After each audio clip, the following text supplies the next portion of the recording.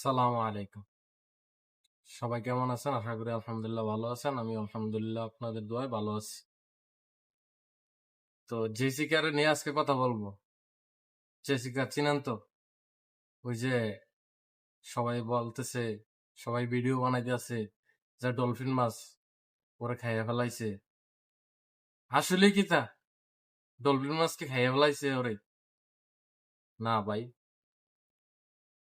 Dolphin মাছ আপনি গুগলে search দেন বা এটাকে নিয়ে একটু রিসার্চ করেন, দেখেন, রান করেন যে একটা ডলফিন মাছকে আসলে খাইতে পারে কিনা। আপনি বড় কোনো টিভি নিউজ থেকে দেখছেন,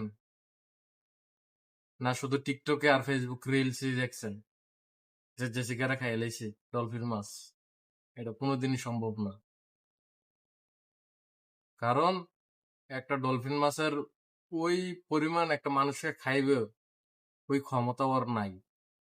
হ্যাঁ, ওই মারতে পারে, কারণ গরু যেরকম ডুসা দেয় মানুষকে, ওইভাবে ডুসা দিয়ে মারতে পারে, কিন্তু একটা মানুষকে খাইয়া ফেলাইবো ওই ক্ষমতা আল্লাহ দেয় নাই ডলফিনকে। কিছু বুঝছেন? এইসব সব ভুয়া নিউজ। আর টিকটক, ফেসবুক সবকিছু বিশ্বাস করবেন না, দেখা মাত্রই বিশ্বাস করবেন না। আগে ওইটা নিয়ে রিসার্চ করবেন, দেখবেন যে ঘটনাটা কি সত্যি না সত্যি না।